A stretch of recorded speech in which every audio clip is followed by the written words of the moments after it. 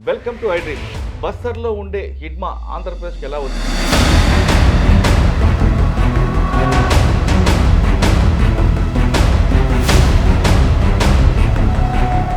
ఎవరు ఇన్ఫర్మేషన్తో ఇటుకొచ్చారు, ఎవరిని నమ్మి ఆయన ఇటువైపు వచ్చారు అనే విషయమై ప్రస్తుతం చర్చ జరుగుతుంది. ఈ చర్చపై మావోయిస్ట్ పార్టీ ఒక లెటర్ కూడా ఇచ్చింది. ఆ లెటర్లో చాలా చాలా క్లియర్గా కామ్రేడ్ హిడ్మా మారేడుపల్లి శంకర్ హత్యలపై న్యాయ విచారణ జరిపి దోషులను కఠినంగా శిక్షించాలి, ప్రజా ఉద్యమాన్ని నిర్వహించండి. వీళ్ళందరితో పాటు ఓ నలుగురు వ్యక్తుల వల్ల ఇన్ఫర్మేషన్ బయటకు వచ్చింది. వాళ్ళలో ఒక కాంట్రాక్టర్ ఉన్నారని కూడా పేర్లు కూడా చెప్పారు. ఇందులో వాస్తవం ఎంత అవాస్తవం ఎంత అనే విషయం ప్రస్తుతం అది మాట్లాడడానికి ప్రముఖ విశ్లేషకులు ప్రకాష్ గారు ఆయన అడిగి చాలా క్లారిటీగా తెలుసుకుంది. ఈ దేవ ఆ దేవ ఒకటా కాదా అంటే తిప్పర్ తిరుపతి దేవిజీ ఒకటా లేదా ఇంకొక దేవిజీ ఉన్నారా? ఇవన్నీ విషయాలు కూడా సార్ నుండి తెలుసు. సార్ నమస్తే అండి. నమస్కారం మురళి గారు. ఇక్కడ మనం లెటర్ మొన్న వచ్చిందంటే ఉమ్, అంటే హిడ్మా ఎన్కౌంటర్ తర్వాత ఈ లెటర్లో ఉమ్, నలుగురు పేర్లు చాలా స్పష్టంగా రాస్తూ ఆ.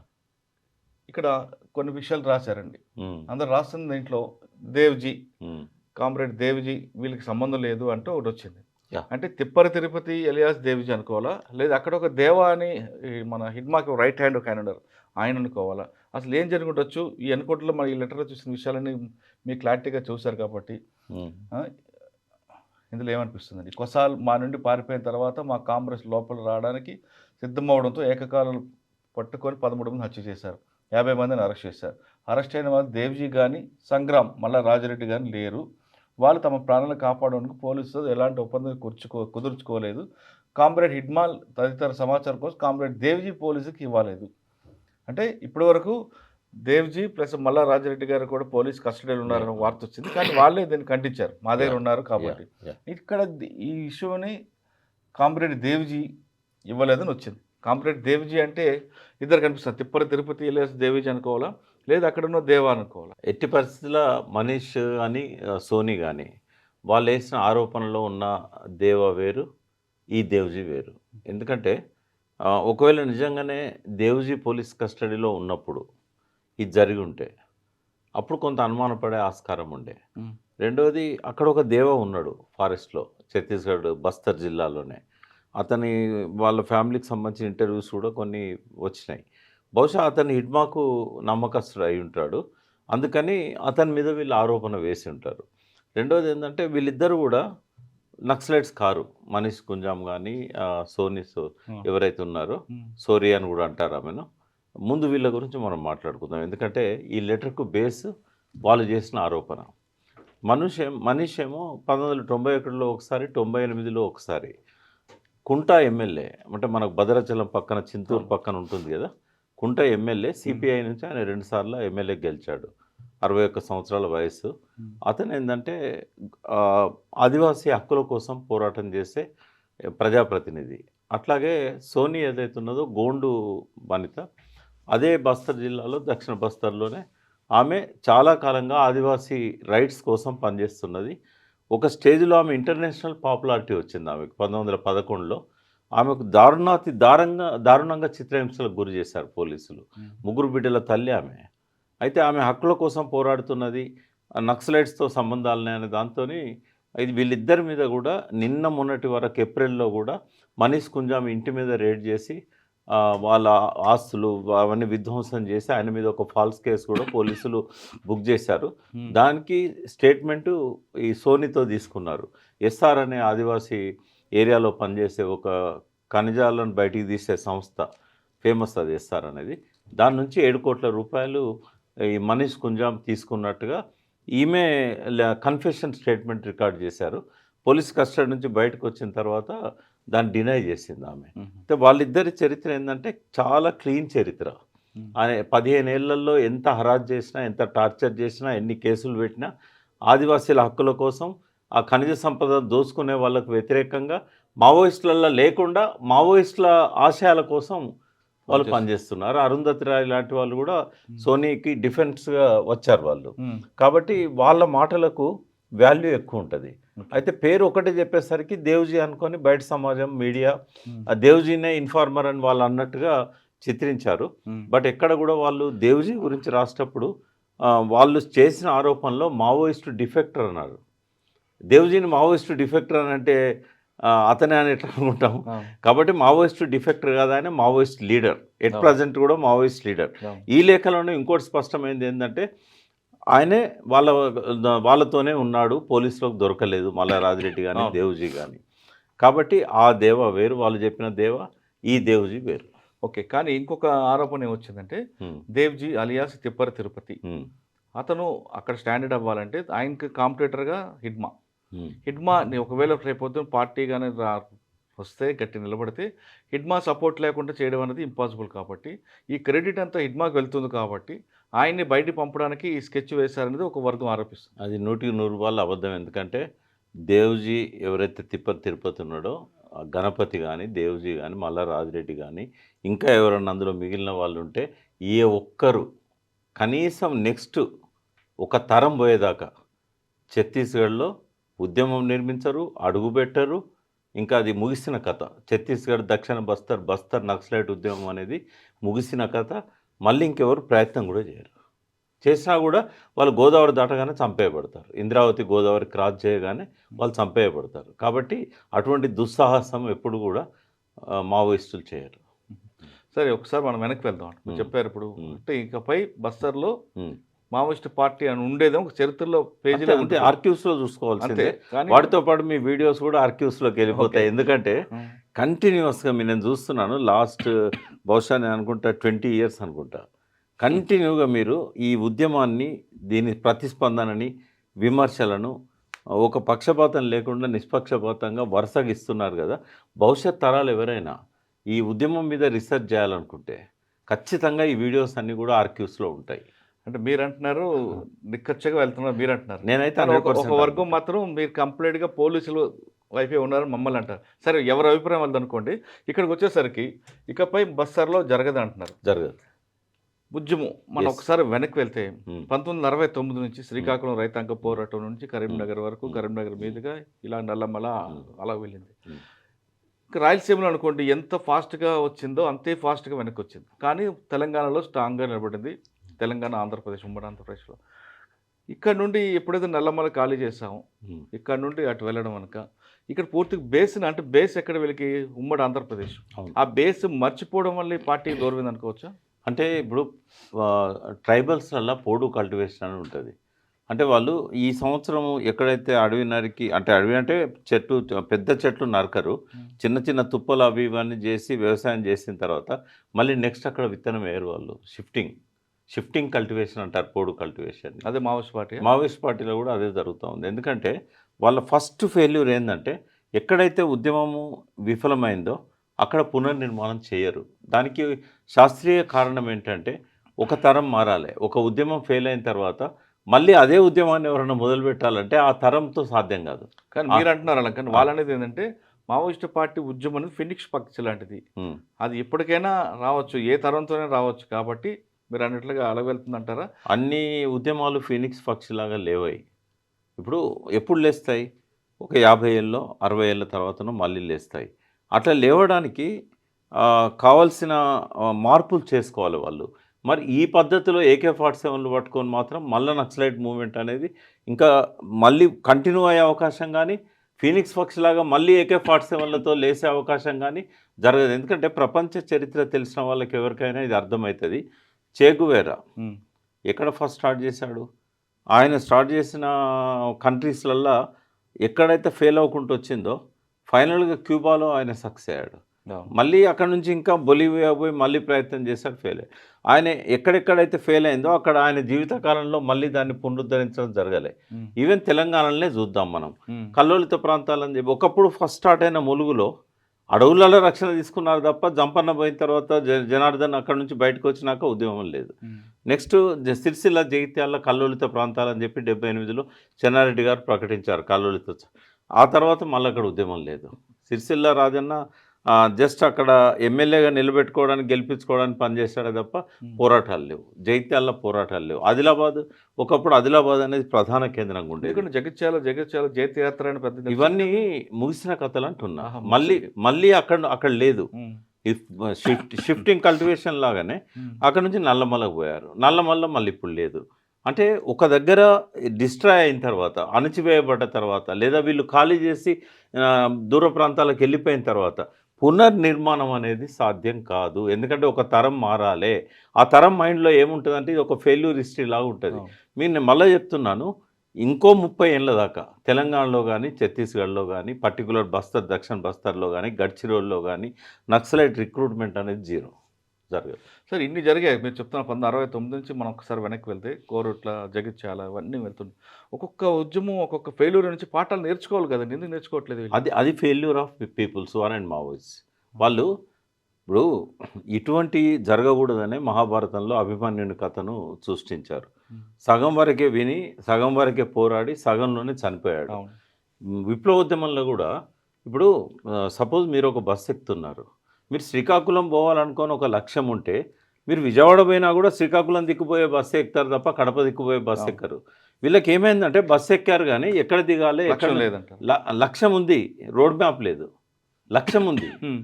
ఇప్పుడు శ్రీకాకుళం పోవాలని లక్ష్యం ఉంది. హ్మ్. కానీ జైరాబాద్ దిక్కుపోతే వస్తదా? హ్మ్. రోడ్ మ్యాప్ లేదు. నేను బల్లగుద్ది చెప్పగలుగుతా 3 గంటలైనా మీతో నేను సిద్ధాంతపరంగా చర్చ చేస్తా. వీళ్ళు ఎక్కడెక్కడ తప్పులు చేశారు. రాస్తే 18 మహాభారత పర్వాలంతా అయితది మన నక్సలైట్ల చరిత్ర. హ్మ్. నిజంగానే కూర్చొని రాయాలనుకుంటే హ్మ్. సీతారామయ్య గారు చేసిన తప్పులేంది, సత్యమూర్తి గారి ఏమంటారు రొమాంటిసిజంతో కూడిన రెవల్యూషనిజం అనేది సత్యమూర్తి గారు ఎట్లా ప్రమోట్ చేశారు, గద్దర్ పాటలతోని మేల్కొన్న ప్రజలంతా కూడా ఏ దారి పట్టారు, లాస్ట్కి ఏమయ్యారు, ఇవన్నీ కూడా చర్చనీయాంశాలు. ఎందుకంటే అల్టిమేట్గా నాకు తెలిసింది ఏంటంటే సరే పోలీసులు అణచివేయచ్చు, ప్రజలలో నుంచి వీళ్ళు దూరం కావచ్చు, బట్ అల్టిమేట్గా ఏమైందంటే క్యాప్షన్ వస్తుంది, అరుణ అరుణ బాటలో ఆగమైన భారతం. వాళ్ళు ఆగమైన్లు, జనాన్ని ఆగం చేసిండ్లు. అల్టిమేట్గా రిజల్ట్ ఏంది ఇవాళ? నథింగ్. ఏదో కొన్ని సంస్కరణలు, కొన్ని హక్కుల కోసం పోరాటాలు, కొంత భూస్వాములకు వ్యతిరేకంగా ఖనిజ సంపదను కాపాడుకోవడానికి చేసిన మంచి పనులు, గుండాయుధాన్ని అరికట్టడం లాంటి మంచి పనులు డెఫినెట్గా చరిత్రలో వాళ్ళు చేసినవి రికార్డ్ అవుతాయి, రక్తాక్షరాలతో రికార్డ్ అవుతాయి. అది ఎక్కడ పోదు. కానీ రాజ్యాధికారం, అల్టిమేట్గా రాజ్యాధికారం దిశలో ఆ రోడ్ మ్యాప్ రూపొందించుకోవడంలో ఎత్తుగడలలో ఫెయిల్ అయ్యారు. ఒకప్పుడు ఎంతోమంది చదువుకున్న మేధావులు వెళ్ళిన పార్టీ, ఏదో లక్ష్యంతో వెళ్ళి ఆ త్యాగాలతో ఉన్న పార్టీ క్లైమాక్స్ వచ్చేసరికి ఇంత దారుణంగా ఉంటుందని ఎవరు ఊహించలేకపోతున్నారు. నేను ఊహించాను కదా. దేవులపల్లి వెంకటేశ్వరరావు గారు రాసిన పుస్తకం చదివిన తర్వాత హ్మ్. ఆ రోజుల్లోనే మాకు అనిపించింది ఇది దుస్సాహసం, ఈ దారిన పోతే వీళ్ళకు రాదు. ఆయన అతివాదం అని పెట్టాడు వీళ్ళ పేర్లు. సిపిఐ సిపిఎంకు మితవాదం అని పెట్టారు. కాబట్టి ఆ రోజే మాలాంటి యువకులమంతా 18, 21 ఏజ్లో ఉన్న వాళ్ళము ఎవరెవరమైతే వీళ్ళ బాటలో పోదామా వద్దా, పోదామా వద్దా, మాకు ఎట్లుండేదంటే దినమంతా ఈ పాటలతో ఇన్స్పైర్ అయ్యేటోళ్ళం. ఈ మీటింగ్లో పోయేది, వరవరరావు గారు ఉపన్యాసాలతో ఇన్స్పైర్ అయ్యేది. మళ్ళీ ఇంటికి వచ్చి ఈ డాక్యుమెంట్లు తీసేది. అరే ఈయన ఇట్లా చెప్తున్నాడు, వాళ్ళు అట్లా చెప్తున్నారు. 1 సంవత్సరంన్నర సంఘర్షించిన తర్వాత సత్యమూర్తి గారితో 7 మీటింగ్లు అయినాయి నాకైతే. నేను ఇదే మాట చెప్పాను, మీరు అల్టిమేట్గా సాధించేది కొన్ని రిఫార్మ్స్, కొన్ని ఫలితాలు తప్ప తుపాకీ గొట్టం ద్వారా రాజ్యాధికారం దిశగా మీరు అనుకున్న లైన్ కరెక్ట్ కాదు. ఇగో ఈ డాక్యుమెంట్లో ఉంది, మాకు అది కన్విన్సింగ్ ఉంది అని చెప్తూ వచ్చేది. అంటే చాలామంది ఆ రోజుల్లో విడిపోయిన వాళ్ళు, మీరు ఎవరు ఊహించాలని అంటున్నారు కదా. 68లో నవంబర్ డిసెంబర్లో చారు మజుందార్తో ఆల్ ఇండియా లెవెల్లో పోయి చర్చలు చేసిన వాళ్ళంతా కూడా వాళ్ళు చారు మజుందార్ ముఖం మీద చెప్పారు, ఎప్పుడు నక్సల్బరీ విఫలం కాకముందు ఈ లైన్ తప్పు, భూస్వాములను చంపడం వల్ల, వర్గశత్రు నిర్మూలన వల్ల విప్లవం రాదు అన్న తర్వాత 72లో ఆయన మరణానికి కొద్ది రోజుల ముందు ఆయన చెప్పాడు, ఇది కరెక్టే వాళ్ళు చెప్పింది, ఈ ఈ రకంగా వర్గశత్రు నిర్మూలన, వ్యక్తిగత హింసావాదం తప్పు అని చెప్పాడు. చెప్పినాక ఎక్కువ రోజులు లేడు ఆయన, మళ్ళీ ఆల్టర్నేట్ మూవ్మెంట్ క్రియేట్ చేసే లోపల చనిపోయాడు.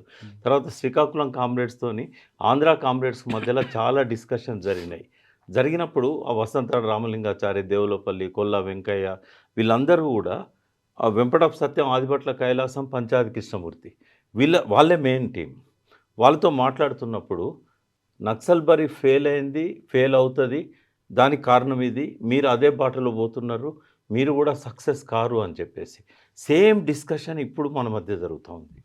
సరే మీరు చాలా కాలం నుంచి ఉన్నారు కాబట్టి జనం కోసం, వాళ్ళ మార్పు కోసం, వాళ్ళ హక్కుల కోసం మనం పోరాటం చేస్తున్నాం, అందులో భాగంగా త్యాగాలు చేసి వచ్చారు. కానీ వాళ్ళలో చైతన్యం తీసుకురావడానికి ఎందుకు మనం చేయలేకపోయామండి? అంటే వాళ్ళకి కష్టం అంతా వాళ్ళది, వీళ్ళు తుపాకీ పట్టుకొని చేయడం కన్నా వాళ్ళలో ప్రశ్నించే తత్వం తీసుకొచ్చి వాళ్ళ సమస్యను వాళ్ళే పరిష్కరించుకునే విధంగా ఎందుకు వాళ్ళు చర్యలు ఒక తీసుకోరు? థియరీ ఉంది డెమోక్రటిక్ సెంట్రలిజం అని. ఇప్పుడు 1978 నుంచి దళాలు ఫామ్ చేయాలన్న దగ్గర నుంచి ఈ రోజు వరకు ఇంటర్నల్‌గా ప్రశ్నించే వాళ్ళు 45, 50 ఏళ్లుగా ఉమ్. అందులోనే ఉన్నారు. బట్ మెజారిటీ నిర్ణయానికి మైనారిటీ కట్టుబడి ఉండాలని చెప్పేసి ఒక సూత్రీకరణ ఉంది కాబట్టి వాళ్ళకి ఇష్టం లేకున్నా కూడా అందులో పనిచేస్తున్నారు. అది ఎక్కువ కాలం సాధ్యం కాదు కాబట్టి ఏదో ఒక రోజు వాళ్ళు బయటకు వస్తున్నారు. జంపన్న బయటకు వచ్చినా, అంతకంటే ముందు చాలామంది బయటకు వచ్చినా, శివాజీ లాంటి వాళ్ళు బయటకు వచ్చినా, ఇట్లాంటి సిద్ధాంత చర్చలు చేసి ఇక ఇమడలేక బయటకు వచ్చిన వాళ్ళే. అంటే కొంతమంది ఆల్రెడీ ఎన్కౌంటర్లు చనిపోయారు. అంటే ఈ టాపిక్ ఆల్రెడీ పార్టీలో వచ్చింది. నిరంతరం ఒక ప్రవహిస్తున్న గోదావరి నదిలాగా ఒక ఆల్టర్నేట్ లైన్ గురించి చర్చ అనేది మొదటి నుంచి అందులో ఉంది. వాళ్ళ డాక్యుమెంట్స్‌లలో కూడా అది కనబడుతుంది. సార్ మొన్న చూసాం లెటర్లో మల్లోజు వేణుగోపాల్ గారు కూడా 22 పేజీలు లెటర్ రాశారు. మిడిమిడి జ్ఞానంతో మేము తీసుకున్న నిర్ణయం వల్ల పార్టీ నష్టపోయింది, మమ్మల్ని మనస్ఫూర్తిగా క్షమించండి అన్నారు. మిడిమిడి జ్ఞానం అన్నారు, అంతా చేశారు. కానీ అందులో చనిపోయిన కుటుంబాలకు ఎవరు బాధ్యత వహిస్తారండి? ఎంతమంది, వందల వేల మంది కుటుంబాలు చనిపోయారు కదా. అంటే ఇవన్నీ కూడా యాక్సిడెంట్స్ లాగా చూడాల్సిందే. ఎందుకంటే అంటే వీళ్ళ మాటలు నమ్మి, వీళ్ళ పాటలు నమ్మి, వీళ్ళ భావజాలు నమ్మి వెళ్ళారు కదండి వాళ్ళందరూ కూడా. ఏం ఆ చేస్తాం మరి? కుటుంబాలకు ఎవరు బాధ్యత వహిస్తారు? ఇప్పుడు గద్దరు సగం మందికి బాధ్యత వహించాలి. ఒప్పుకుంటారా? ఆ మాట అంటే సరి అయింది అవుతుందా? కాదు. ఎందుకంటే గద్దర్ ఒక సామాజిక లక్ష్యంతోని ఈ వ్యవస్థ మారాలని చెప్పి ఆయనేం మార్క్సిస్టు మహోపాధ్యాయుడు కాడాయనే. వీళ్ళ ప్రసంగాలు విని, వీళ్ళ రాతలు చదివి ఆయన ఉత్తేజితుడై దాన్ని ప్రమోట్ చేయడానికి పాటలు రాశాడు. ఆయన అనుకున్నాడా ఇట్లా అవుతుందని, ఇది ముగిసిపోద్దని? అంటే కొంతమంది గతంలో పెంబర్తి తీర్మానం తర్వాత, కేఎస్ గారు పెంబర్తి తీర్మానం తర్వాత ఒక చర్చ వచ్చిందండి. నేను చూడలేదు, ఎవరో మీలాంటి వాళ్ళు చెప్తున్నా. ఆ చర్చలో ఇందులో ఈ యుద్ధంలో రాజ్యానికి మనకి జరుగుతున్న యుద్ధంలో పోలీసుల వైపు నుంచి ఎవరైనా చనిపోతే ప్రభుత్వం వాళ్ళకి అన్ని విధాలు ఆదుకుంటుంది. పార్టీలో కూడా ఆ విధంగా చనిపోతే వాళ్ళకి ఎంతో కొంత ఆదుకోవాలని ఒక తీర్మానం వచ్చింది. అది మరుగున పడింది అంటారు వాస్తవం? అంటే కొన్ని దిక్కుల చేశారు, సహాయం చేశారు. బట్ అదొక పాలసీగా వాళ్ళు పెట్టుకోలేకపోయినారు, దాన్ని అమలు చేయలేకపోయినారు. చేయాలి కదా, పార్టీ ఫండ్ ఉంది కదండి. అంటే వాళ్ళు అనుకుంటే పార్టీ ఫండ్ వస్తుంది కూడా, వస్తుంది. అయితే కొంతమంది సానుభూతి పనులకు చెప్పేవారు, వాళ్ళ కుటుంబానికి కొద్ది హెల్ప్ చేయండి, అది అట్లా చెప్పడం వల్ల కొంత సహాయం దొరికేది. బట్ ఇప్పుడు హిడ్మా తల్లిని చూస్తే మనకు అర్థమైంది. హిడ్మా తల్లి అంటున్నారండి సార్. ఇప్పుడు మీరు బడే చొక్కారావు దామోదర్ గారు నాన్న చూసినా చాలా గౌరవంగా ఉంటుంది. అవును. అదేవిధంగా మళ్ళీ రాజారెడ్డి గారి పిల్లలు చూసినా గౌరవంగా ఉంటుంది. అంటే ఇప్పుడు ఇంకా తిరుపతి వాళ్ళ అమ్మాయి, వాళ్ళ అన్నయ్య కూతురు, వాళ్ళ అన్నయ్య చెప్తున్న మాటలు వింటే ఇంకా బాధ అనిపిస్తుంది. ఇది కూడా వీళ్ళు త్యాగాలు చేస్తూ, ప్రజల కోసం కష్టాలు పడుతూ, త్యాగాలు చేస్తూ, నిరంతరం పోరాటం చేస్తుంటే రేపు పొద్దున్నే ఉద్యమం అయిన తర్వాత కుటుంబాలకు ఏం సమాధానం చెప్తారు? ఏం సాధించారు అంటే ఏం చెప్తారు? నేను ముందన్న దానికి ఇప్పుడు నాకు జవాబు మీ నోటి నుంచే వచ్చింది. ఏమనంటే, ఎందుకు షిఫ్టింగ్ అయ్యారు, ఒక దగ్గర ఎందుకు కన్సిస్టెంట్తోని ఉద్యమాన్ని నిర్మించలేదంటే ఇటువంటి పొరపాట్ల వల్లనే. ఇప్పుడు ఆ కుటుంబానికి అలా పోయినా కూడా ఏమన్నా అయినా కూడా ఒక దిక్కుంటుంది అనే ఒక నమ్మకం వస్తే ఎవరైనా పోవడానికి సిద్ధపడతారు. మళ్ళీ రిక్రూట్మెంట్లో వాళ్ళు ముందుకెళ్తారు. ఈ తప్పులన్నీ చేశారు కాబట్టే కదా, ఈ తప్పులను చేశారు కాబట్టి ఇది జరిగింది. తప్పులు చేసాం క్షమించండి అంటే దానికి జరిగే నష్టం ఎవరు క్షమించాలి? వాళ్ళే క్షమించుకోలేరు, ఇంకోరు ఎందుకు క్షమిస్తారు? వాళ్ళు క్షమించుకోగలుగుతారా? ఇప్పుడు ఆయన చేసిన తప్పులన్నీ మల్లోజుల ముందు పెట్టి నువ్వు క్షమించుకోగలుగుతావు అంటే నేను క్షమించుకోలేనని చెప్తాడు.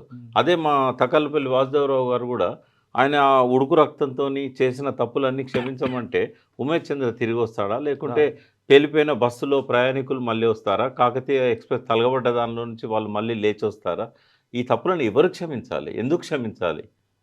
ఎట్లా క్షమిస్తారు? క్షమించడం అనంటే మీ లైన్ విషయంలో మీకు ఒక స్పష్టత ఏర్పడాలి. అయిపోయింది. ఇప్పుడు దానికి వీళ్ళు చేసిన తప్పులన్నిటి పరిహారం భారతదేశంలో ఒక వ్యాక్యూమ్ ఉంది. అవును. ఇక్కడ అవినీతే పాలనగా మారిపోయింది, దోపిడే లక్ష్యంగా మారిపోయింది, రాజ్యాంగాన్ని పాతాళంలోకి నెట్టేస్తున్నారు, సంపాదించడమే లక్ష్యంగా ఎన్నికలు జరుగుతూ ఉన్నాయి. ఈ వ్యవస్థను మార్చడానికి మీకు ఇంకా ఒక అవకాశం ఉంది, ఒక వ్యాక్యూమ్ ఉంది. మీ పాప పరిహారాలకు ఒక మార్గం ఉంది. మీరు అందులోకి రండి. మీరు చేసిన మీ పశ్చాత్తాపమే భవిష్యత్తుకు పునాది కావాలి. రైట్. మీరు మళ్ళీ ప్రజల్లోకి వచ్చి ప్రజలకు ఏం అవసరం, ఇప్పటిదాకా ప్రజలను వదిలిపెట్టారు కదా, ప్రజలకు ఏం అవసరమో దానికోసం పనిచేయండి, ఆ ప్రజలు క్షమిస్తారు. ఇప్పుడు మరి రాశారండి ఇక్కడ, కామ్రేడ్ హిడ్మాల్, కామ్రేడ్ శంకర్ రంపచోడవరం హత్యాకాండపై న్యాయ విచారణ జరపాలి. దోషులను కఠినంగా శిక్షించాలి, కార్పొరేట్ల కోసం సాగుతున్న కగారు యుద్ధాన్ని ఆపాలని దేశవ్యాప్తంగా ప్రజలు పిలుపునిస్తాను. ఎందుకు వస్తారండి ప్రజలండి? ఏ ప్రజలు పిలుపునిచ్చారు? ఎవరు వస్తారు చెప్పండి? ఎందుకు ఇప్పుడు రావాలి? ఎవరైనా పిలిపిస్తే అంటే వాళ్ళ వాళ్ళు వచ్చారనుకోండి, కేసులు పెట్టి జైలుకి వెళ్తే వీళ్ళని కాపాడతారా? సాధ్యం కాదు. ఇప్పుడు ఆ డిమాండ్స్ ఏవైతే ఉన్నాయో ఆ. ఈ వ్యవస్థలో న్యాయ విచారణ సక్రమంగా జరుగుతుందా ఫస్ట్. సుప్రీంకోర్టే చెప్పింది ప్రతి ఎన్కౌంటర్ను కూడా హత్యలాగా దాన్ని రికార్డ్ చేసి ఎఫ్ఐఆర్ ఇష్యూ చేసి దాని మీద ఎంక్వైరీ జరపాలనేది ఎప్పుడో 3 దశాబ్దాల అవును. క్రితం కన్నాభిరాన్ గారు ఉన్న టైంలోనే ఉమ్. కోర్టులు చెప్పాయి. మరి ఎక్కడ అమలైంది? కాబట్టి సరే, వీళ్ళు రాసిన మాత్రం వస్తారు ప్రజలు.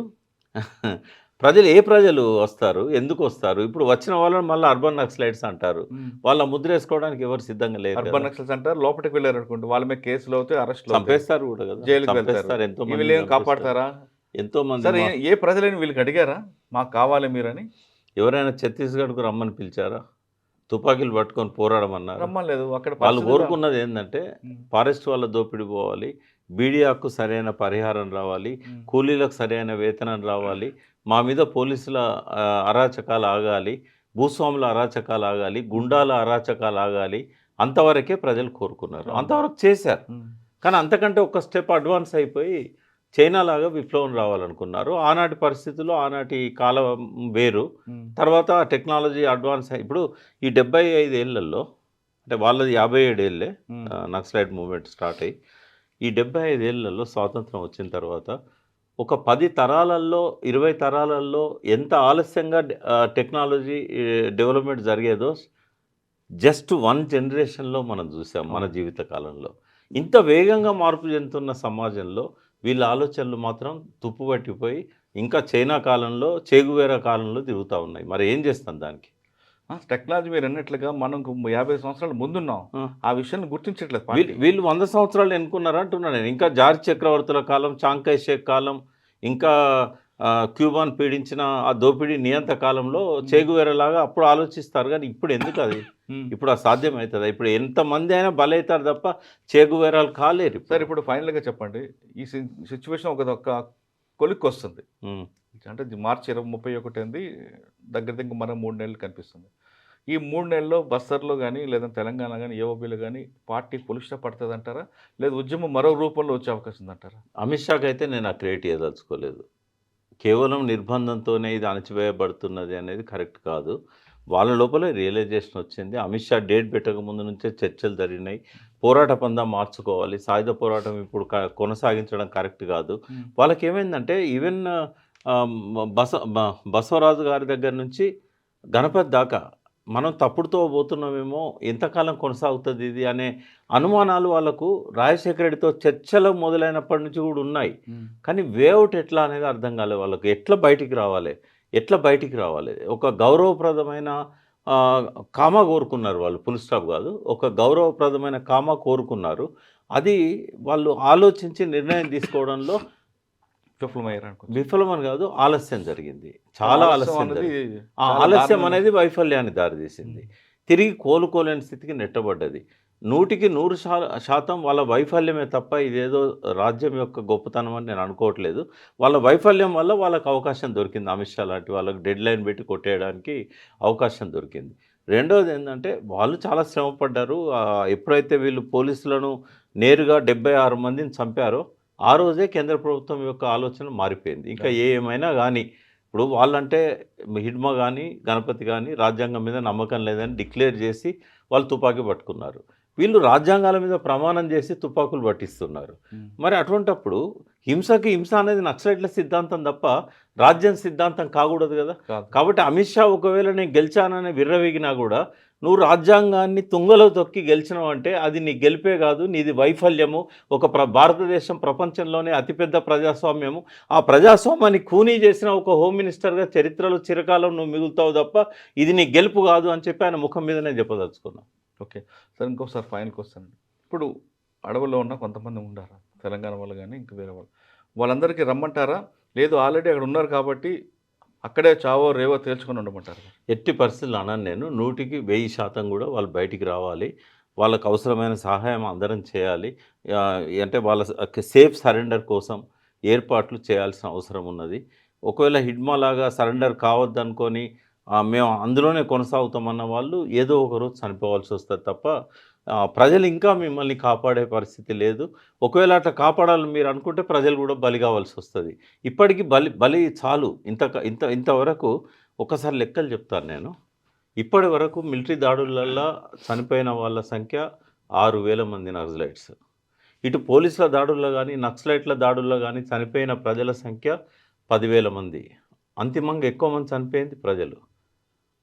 మిలిటరీ ఎంతమంది చనిపోయారు? 1,500 మంది చనిపోయారు.